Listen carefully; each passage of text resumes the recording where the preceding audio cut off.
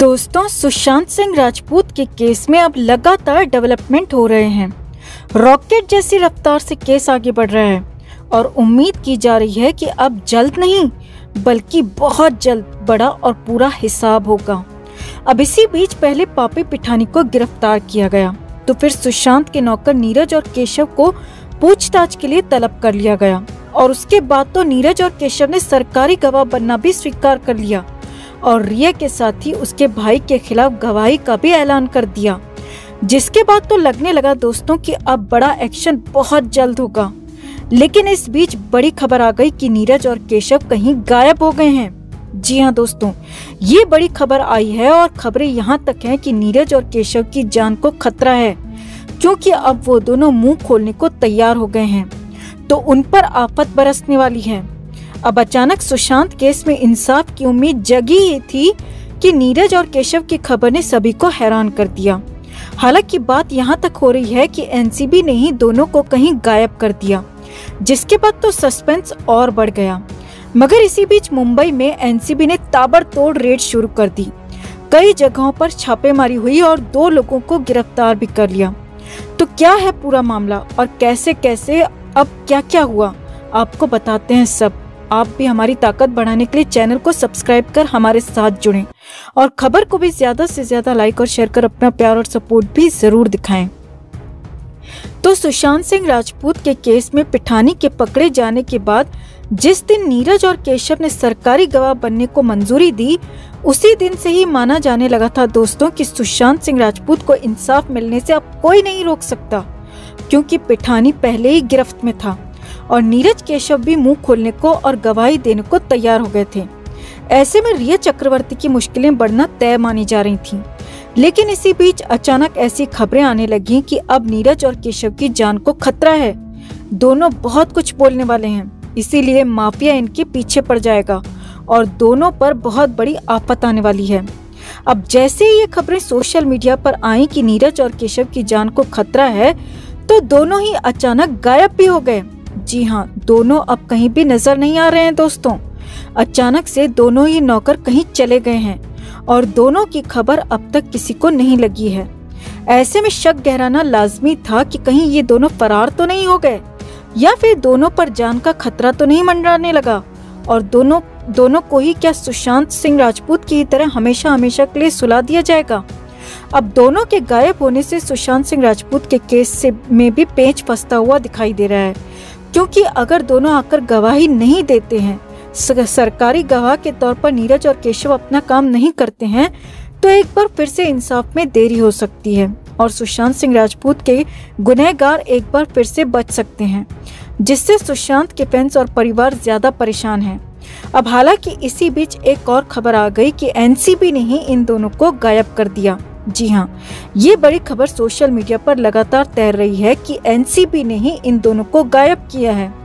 अब जब एनसीबी ने ही इन दोनों को पूछताछ के लिए बुलाया, सरकारी गवाह भी बनाया, तो ऐसी क्या वजह होगी कि एनसीबी ही इनको गायब कर देगी? ऐसा संभव ही नजर नहीं आ रहा था। लेकिन इसी बीच अचानक मुंबई में एनसीबी ने 2 जून की सुबह सुबह रेड कर दी। अचानक एनसीबी की टीम ने लोखंडवाला, अंधेरी और बांद्रा जैसे कई इलाकों पर एक साथ छापेमारी की। अब उस छापेमारी में क्या हुआ वो भी आपको बताएंगे, मगर यहीं पर एक और ट्विस्ट इस केस में आ गया दोस्तों। वो ये कि खबर आई कि एनसीबी भी इन दोनों की सुरक्षा को लेकर बेहद परेशान और चिंतित थी, क्योंकि अब तक इस केस में कोई भी सरकारी गवाह नहीं था और पहली बार नीरज और केशव ने सरकारी गवाह बनना स्वीकार किया था। लिहाजा एनसीबी ने ही इन दोनों नौकरों नीरज और केशव को किसी सेफ जगह पर भेज दिया। जी हाँ, ये बड़ी खबर है कि एनसीबी ने ही दोनों को किसी सुरक्षित ठिकाने पर भेज दिया है और दोनों की सुरक्षा की जिम्मेदारी भी एनसीबी ही उठा रही है, ताकि दोनों को सुरक्षित रखा जा सके, कोर्ट में गवाही हो सके और सुशांत को इंसाफ मिल सके। इधर एनसीबी की रेड को लेकर भी खबर मिली है। एनसीबी को नीरज, केशव और पापी पिठानी से पूछताछ में कई लीड मिली थी और इसी के आधार पर 2 जून की सुबह सुबह तड़के ही एनसीबी की टीम ने मुंबई में छापेमारी शुरू कर दी। कई पेडलर्स के यहाँ छापेमारी हुई। लोखंडवाला, बांद्रा और अंधेरी इलाकों में छापेमारी की गई और देर शाम तक ये छापेमारी चलती रही। इस दौरान 2 ट्रक पेडलर्स को गिरफ्तार किया गया, जिसमें से एक पेडलर का नाम हरीश खान है। जी हाँ, हरीश खान को यहाँ पर गिरफ्तार किया गया है, जिसके बारे में बताया जा रहा है कि वो लंबे समय से इन लोगों के संपर्क में था और अब भी अपने धंधे को लगातार बदस्तूर चलाया जा रहा था। यानी कि एनसीबी लगातार एक्शन में है दोस्तों, लगातार कार्रवाई भी कर रही है। नीरज और केशव को लेकर जो खबर है वो ये कि वो दोनों ही एनसीबी की देखरेख में हैं। अब दोनों को कहाँ रखा गया है, कैसे रखा गया है, इसका अब तक पता नहीं चला है, लेकिन इतना जरूर है कि दोनों ही सुरक्षित हैं, सेफ जगह पर हैं। एनसीबी लगातार उनकी मॉनिटरिंग कर रही है, सुरक्षा कर रही है, जिससे एक बार फिर से सुशांत सिंह राजपूत के केस में इंसाफ की पूरी उम्मीद जग गई है दोस्तों। तो इन दो बड़े अपडेट्स पर आपका क्या कहना है? क्या वाकई में केशव और नीरज की जान को खतरा हो सकता है? कमेंट करके आप भी जरूर बताएं। सुशांत के इंसाफ की लड़ाई में नए जोश के साथ अपनी आवाज बुलंद करें, ताकि इस बार हम सुशांत के 13 और 14 जून के सच तक पहुंच सकें और पापियों को सजा दिला सकें। जस्टिस फॉर सुशांत एंड दिशा के लिए इस खबर को ज्यादा से ज्यादा लाइक और शेयर जरूर करें। हर अपडेट के लिए बने रहें हमारे साथ, क्योंकि आप हैं तो हम हैं।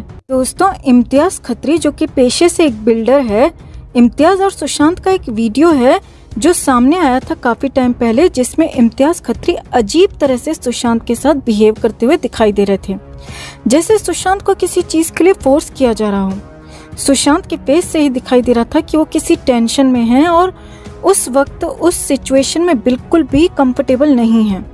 और अब एक बार फिर से इस सवाल को उठाया जा रहा है कि आखिरकार इम्तियाज खत्री कहाँ है और खुलेआम क्यों घूम रहा है अभी तक। बड़े बड़े स्टार्स के साथ इसका उठना बैठना कैसे है, जबकि ये फिल्मी दुनिया में कामयाब भी नहीं है। इसके खिलाफ कई सबूत आ चुके हैं। सुशांत की एक्स मैनेजर श्रुति मोदी के वकील अशोक सरोगी ने कई चौंकाने वाले दावे भी किए थे। उन्होंने एक चैनल से बात करते हुए कहा था कि इम्तियाज खत्री ड्रग सप्लाई करता है।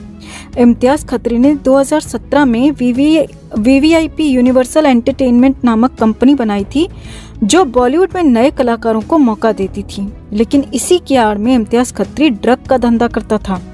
श्रुति मोदी के वकील ने ये बड़ा खुलासा किया है। फिर भी अभी तक इम्तियाज खत्री को न गिरफ्तार किया गया है और न ही कभी कोई पूछताछ की गई है।